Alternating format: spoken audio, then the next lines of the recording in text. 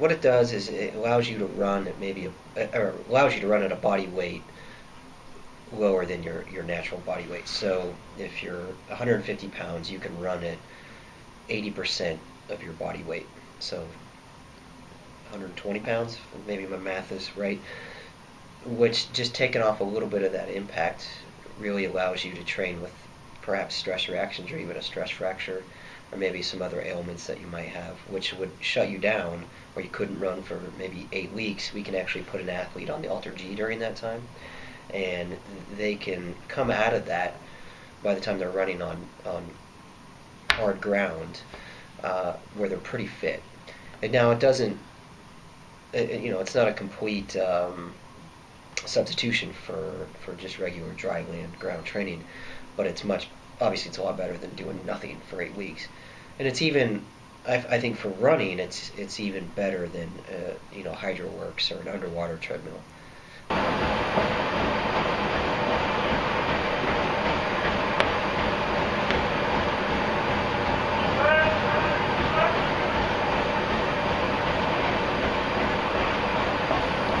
Well, I guess back in 2008, I had the opportunity to work with a Nike group, and they were utilizing the anti-gravity treadmill at that point, and it was becoming new technology at that time, and it just was a tremendous benefit to that crew. And so since I had gotten here a year later, in 2009, I always thought it would be something that we really needed.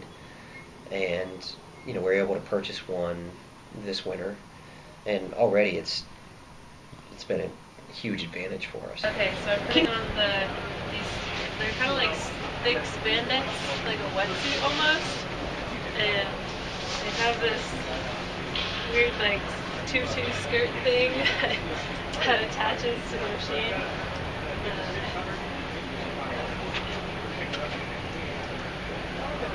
Special shoes or regular shoes? Just regular shoes. Regular running shoes. These are really tight.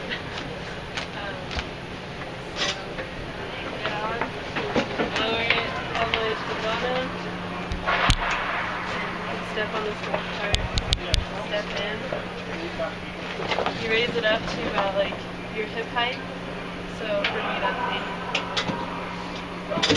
Lock it into place. And then this skirt thing zips onto the machine. It's a little bit tricky to zip it off.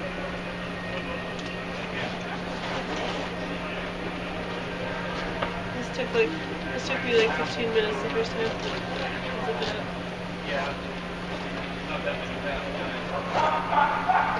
then push start, and it calibrates your body weight, so it knows how much when you adjust the percent weight you want to run at, it knows how much air pressure to hold you at the light weight that you're trying to get to. And then I can adjust the percent body weight I want to run at. So today I'm at 95%. And then we always run at incline of 1, which is, I'm not sure why. And then speed, and then after this it just pretty much works like a regular treadmill.